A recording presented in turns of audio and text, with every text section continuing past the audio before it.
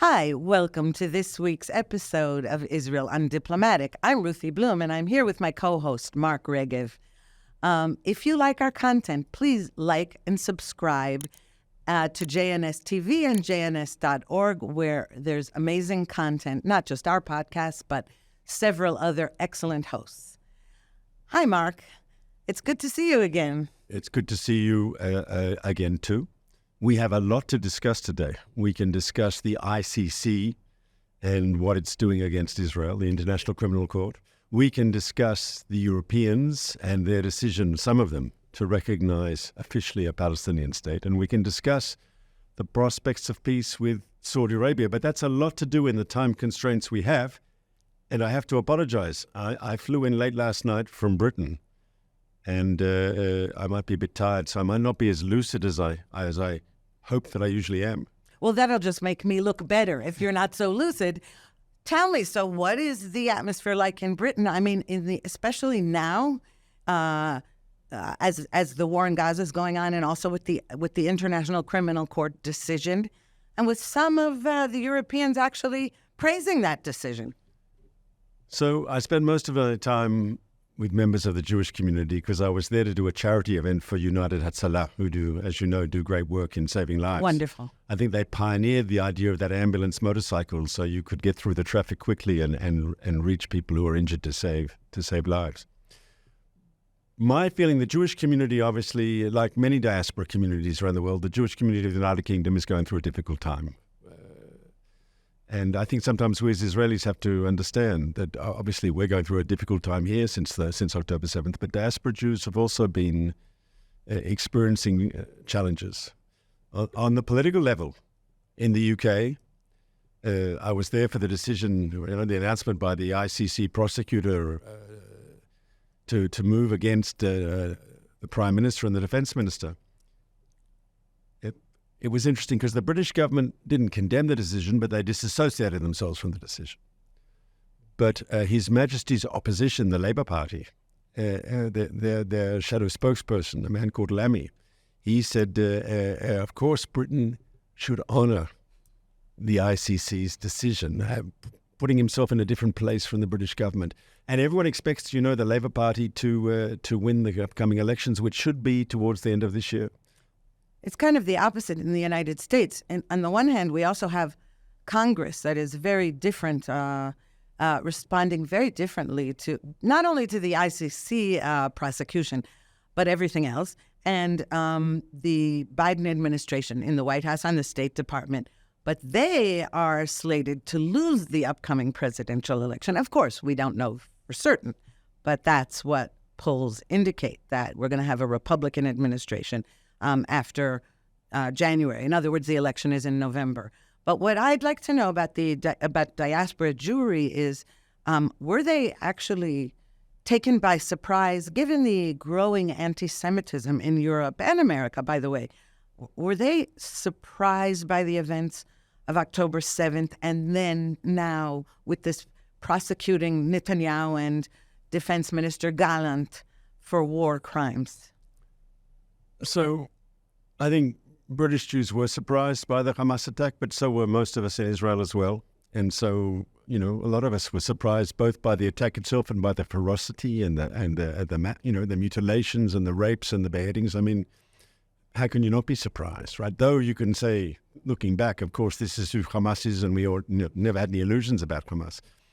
But it hit them hard, and I think it hit them hard that there were many people in Britain who refused to condemn, and out there demonstrating already on October 8th, when there are still Hamas terrorists inside Israel, right? We hadn't managed to clean out our own territory, and they're already demonstrating against Israel. They didn't demonstrate, to condemn Hamas. They were condemning us. And the day following, it really is a bit sick. But British Jews, unlike maybe American Jews and other diaspora communities, they had to go through the Corbyn experience when Jeremy Corbyn was the leader of the Labour Party, and he was very hostile to Israel and accused of anti-Semitism, and he was the alternative prime minister in the British system. And so in many ways, I think the British Jewish community tends to be a bit more seasoned in dealing with these sort of challenges than maybe other Jewish communities. Well, what they had, the British and American Jewish communities have in common is their tendency towards that side of the political spectrum. So when it goes against Jews, when it becomes openly anti-Semitic, as Corbyn was, I mean, let's face it, there's no other name for his behavior, which I can't say about the Democratic Party other than certain elements of it, which are definitely anti-Semites. But I think that this sort of rude awakening that somehow their natural political home turns against them. You know, personally, I've thought that all along, and it always irritated me that Jews don't seem to vote in their own interests and find that Israel, even when they love Israel, they often say things like, I wish Israel didn't do this and that because it poses a problem for us. It embarrasses us. And I think that is what happened also in this last election. They don't like hearing that Israel has a right-wing government, as though that's a dirty word. You know, I think on this ICC issue, there's also a difference between Americans and Europeans, and I apologize to the Brits, but I put them as part of the European continent here. The UN status in Israel and in America is not what it is in most of the world, right? Israelis are very cynical. They know about institutional UN bias against the Jewish state. In America, a lot of people are very, they talk about this bureaucracy, and I'd remind you that during the administration of George W. Bush, there was bipartisan legislation that if the ICC ever took American soldiers to court, there would be all these sanctions and retribution from the Americans. They don't like the idea of international courts above their own courts. But in the rest of the world, and this is an unfortunate reality, the UN has a special status. The UN Secretary General is in many ways a secular pope. And when the UN or its institutions like the ICC condemn Israel, in a lot of the world, it's given credence, even though it really is a slander. It really is unjustified. Well, speaking of which, the UN as the secular pope, I think the pope also did this, standing for a moment of silence to mourn the loss of the butcher of Tehran, Ibrahim Raisi. It's an outrage. And you have the American ambassador, envoy, deputy ambassador, joining in, standing up for a moment of silence, and the UN has the flag lowered to half-mast. This is a day of celebration when such an evil figure is, okay, nobody killed him. He was killed in a helicopter crash. In any case, he is someone responsible not only for wanting to wipe out the Jewish state and America. He killed so many of his own people in the most brutal way. It's just appalling that, everything is turned upside down. The moral compass is broken. The UN the UN Security Council stood in mourning for the Iranian president, but they have refused to stand in mourning for the victims of October 7th. They've refused even to condemn October 7th. And I think that says a lot about the United Nations. And when we talk about the ICC, you just have to look at the list of the justices there. How many of them actually come from countries with independent judiciaries? Right. And to what extent are they just going to vote their country's line? And the whole assumption that this is some sort of objective legal court and not just another UN political institution. Of course, it's another UN political institution. I can say, I'm no longer the spokesman for the Israeli government. I'm no longer the spokesman for the Prime Minister, so I can say what I think. And obviously don't associate the Prime Minister with what I'm about to say.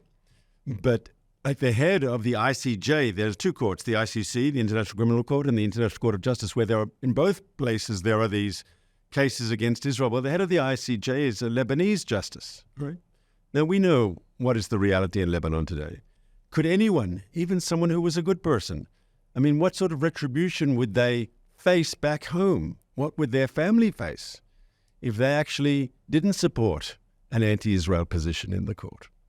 Right, but it's not just that. There's the whole UN is a joke. You have on the Human Rights Council countries that just slaughter gays, women, their own people. It's unbelievable. The whole thing is a joke. that anyone takes it seriously is a shame. And, unfortunately, you see, you are a diplomat by nature. I know you were an ambassador for many years.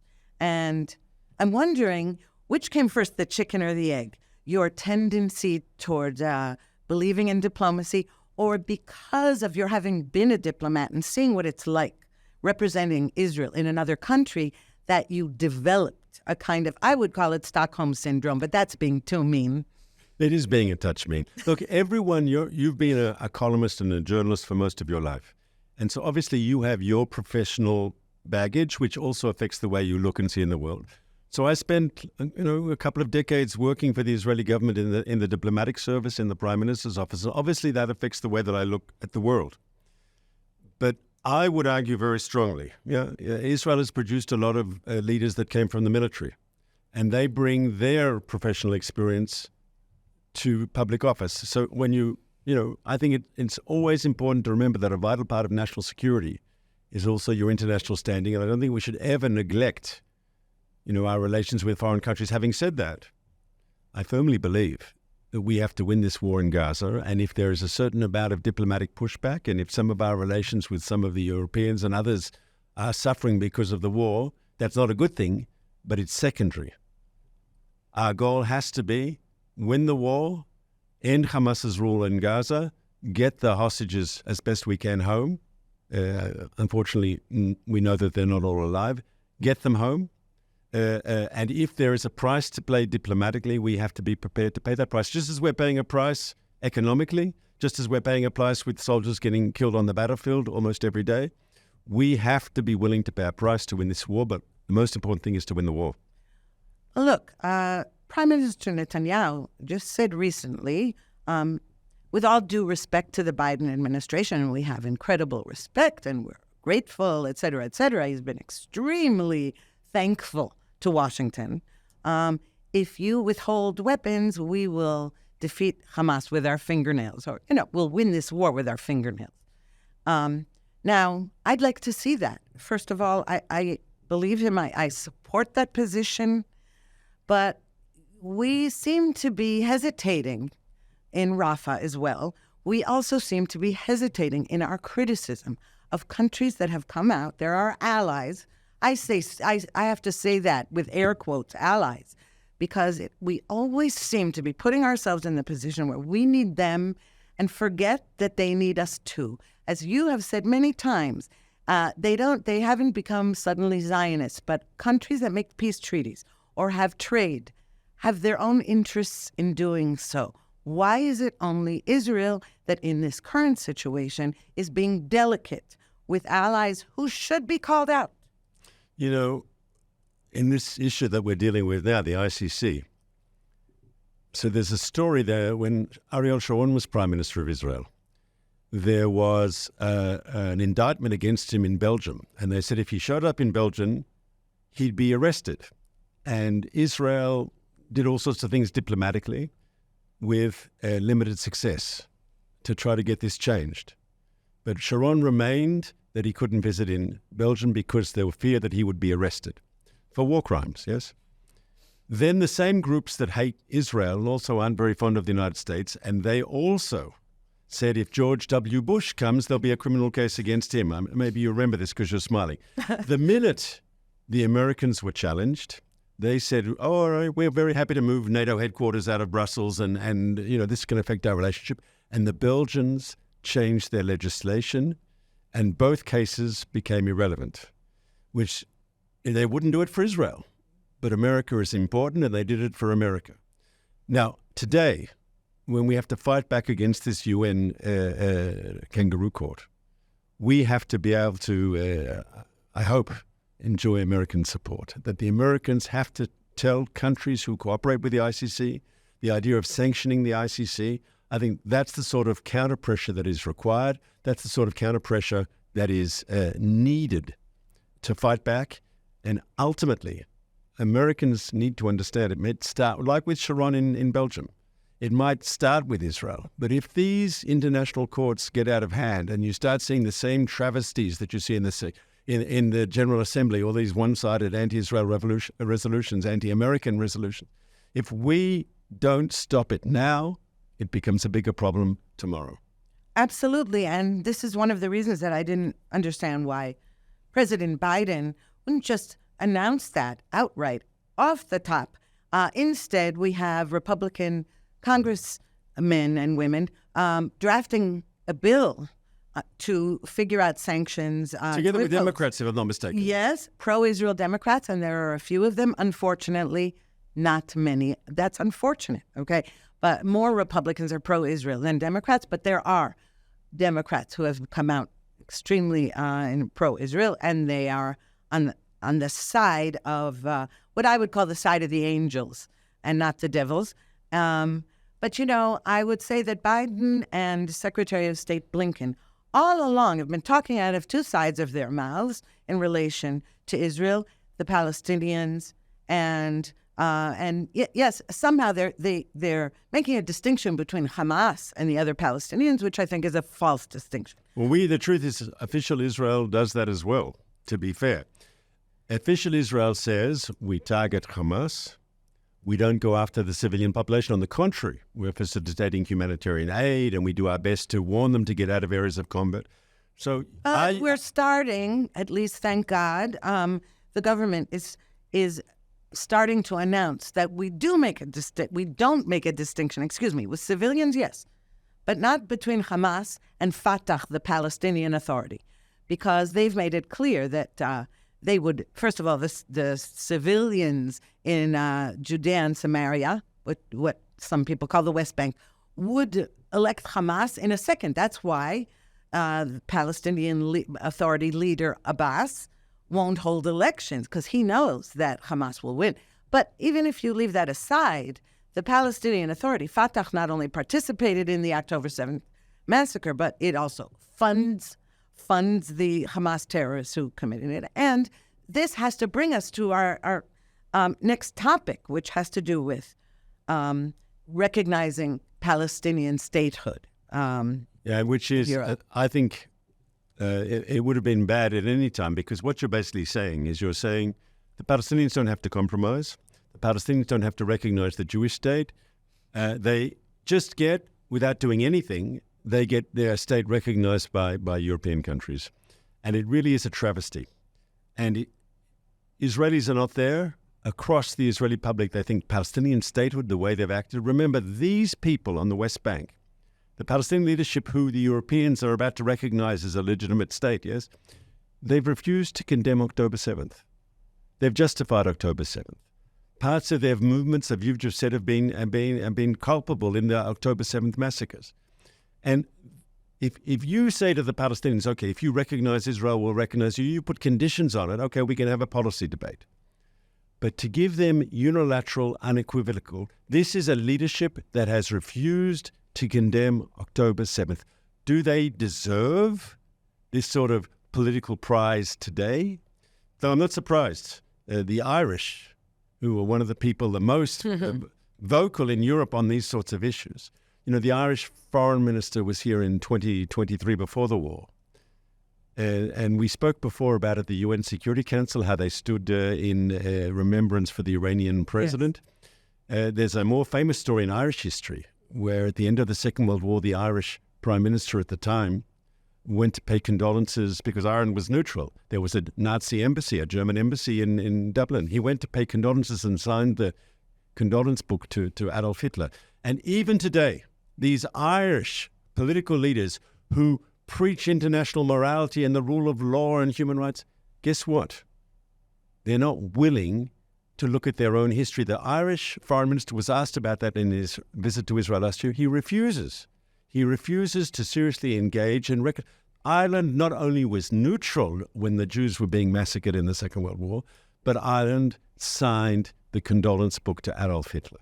And there was no need for them to do so. It makes you wonder if it's in people's DNA or something. You look at these trajectories and you kind of say, I see that, look how they were then and look how they are now. That's how I've felt for a long time about the left. I say, why aren't they noticing this? You say, a Palestinian state, do they deserve it now because they didn't condemn October 7th? I've been saying for decades that they don't. Israel has been attempting again and again and again with every possible peace deal that involves yanking Jews out of their homes. It involves giving Palestinian leadership money and help and territory. And all we've ever got from it is terrorism and death and condemnation from the left outside of Israel. And so it's just outrageous. At least October 7th, sadly, some people on the left said, wow, you mean they'd kill me too, even though I'm on their side? Well, let's be clear who they did kill. I mean, when you look at the communities they went into, whether it was Kibbutz Be'eri or Kibbutz Kfar Aza or the other neighborhoods, these are not Likud voters. Yes, these are people who believe in reconciliation. There was one woman who was killed on Be'eri who was a famous peace activist, a feminist. Hamas doesn't care who we are or how we vote. Yes, they don't care. Hamas didn't, before they butchered Israelis, they didn't ask us what our opinion was on judicial reform, just like or Hitler. Are we religious or secular? No, but it was just like Hitler. I mean, Jews, Nazi Germany. Also, I mean, it's so tragic, and I don't like to compare this to Nazi Germany. Yep. However, that what is common to it is the idea among many Jews that somehow we, good Jews, the ones who listen to classical music, and we're good, in those cases, we're good Germans. And in Israel, we are the peaceniks. We just want the Palestinians to have a state. And the idea that somehow there's the good Jews and the bad Jews, and if we're good Jews, they'll leave us alone. I don't know how many times in history we need to have it shown to us, a mirror in our face, that just isn't the case. Can I ask you a serious question, though? Back in 2020, when Donald Trump was still president, and he might be again, as you know, and I believe you want to see him as a future president, he proposed a peace plan that included a Palestinian state. Were you also against that, Ruthie? I'll tell you, in that case, it reminded me a little bit of many years ago, Netanyahu gave a speech in which he also expressed support for a potential Palestine. Conditional support. But conditional. Correct. And the condition was basically, our idea was, and I've said this all along too, look, you want to be our friends? You want to have trade with us? You want to have peaceful, flourishing relations? The new Middle East that Shimon Peres envisioned, but he was in a delusion about how to achieve it. The idea was, and I think this was in Donald Trump's plan as well, we have the Abraham Accord. We have other countries with Israel, with America. We are going to do something in the whole interest of the Middle East. It's going to be a flourishing Middle East. And the message to the Palestinians was, you want to be on board with this? Welcome. If you do, and you prove yourself, the sky's the limit to how we can help you. They slammed the door on that, okay? Because what they want, they want endless supplies of money, concrete, metal, that they, meaning the leadership and the terrorist leadership from Islamic Jihad, Hamas, and Fatah, that's where they want the money to go, not to build peaceful relations with Israel. So I think, look, there's no doubt that historically you are correct. If you look at Palestinian political history, right, going back to the first partition proposal in 1936-37, the Peel Commission, to the UN partition proposal of 47, to different plans that have been put on the table ever since, whether by President Clinton or by President Trump or by the Bush parameters, there were all these things.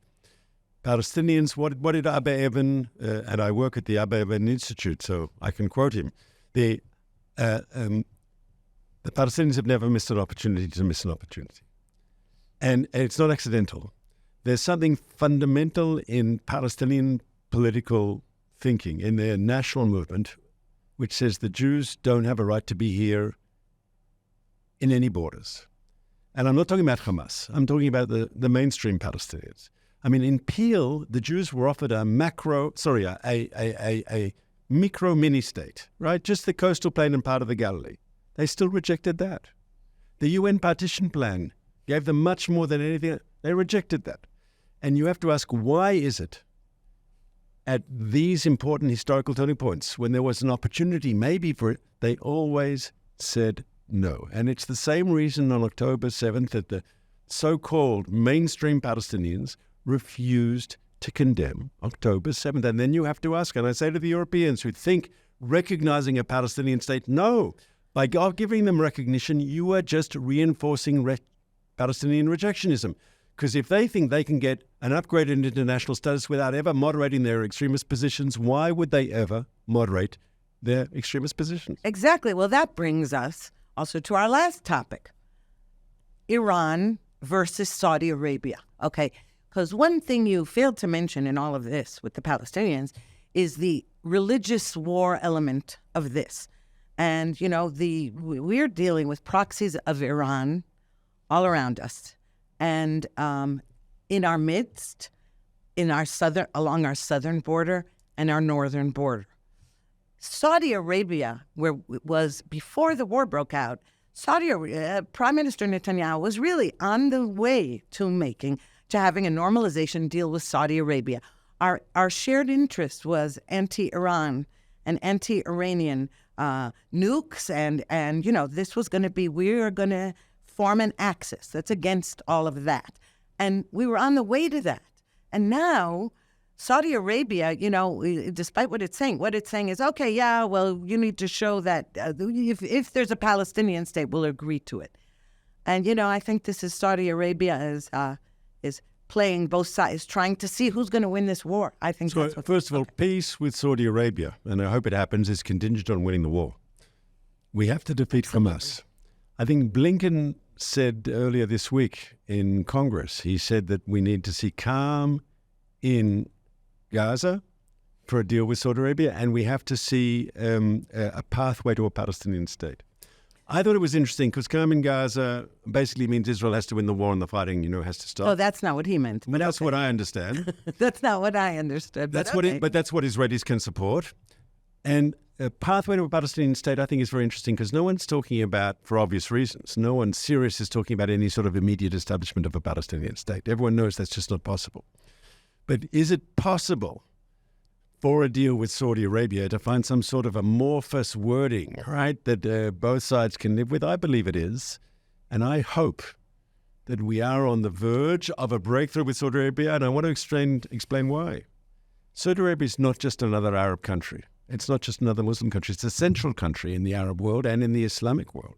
And if we have a breakthrough with them, excuse me, I think it's a game changer, and others will follow. Listen, I agree with you that it would be a game changer, but only if, again, you know, we have to win the war, you're right.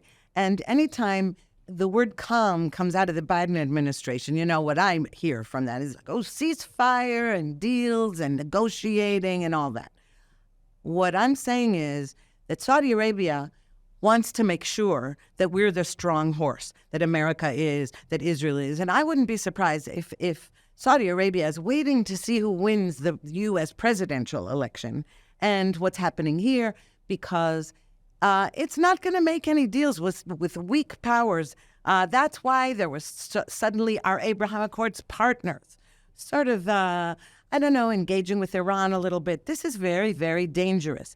And if Washington doesn't realize that, I mean, we're in big trouble, because what would be wonderful is if Saudi Arabia said, yes, a path to peace with the Palestinians, and we, the Saudis, are going to run the civil administration in Gaza. And of course, any thief who steals anything will have his hands chopped off or something like that.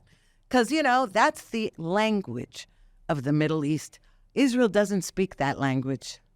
Look, Saudi Arabia is a country in transformation, yes? They're trying to modernize, open up to the world, while, of course, maintaining the rule of the family, of the ruling family.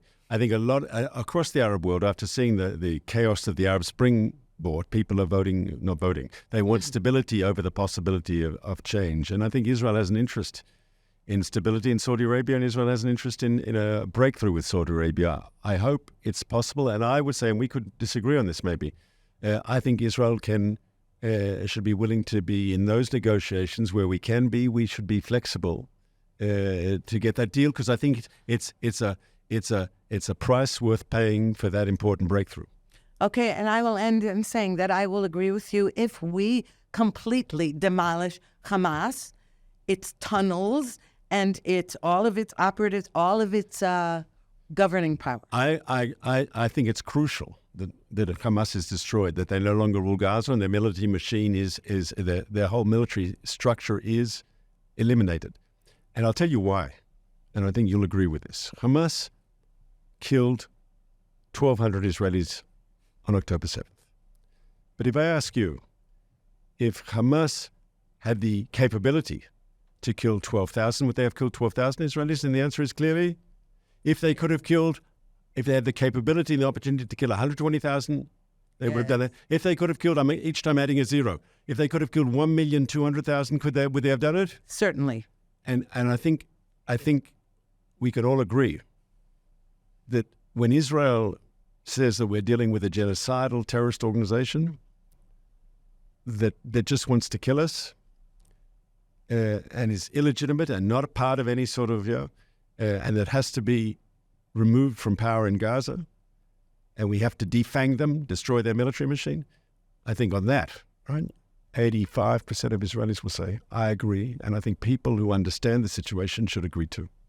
Absolutely. Well, as always, it's been a pleasure. And again, I'd like to request that if you liked our conversation, you like and subscribe to our podcast. Thank you. Until next week. I look forward to sparring with you again.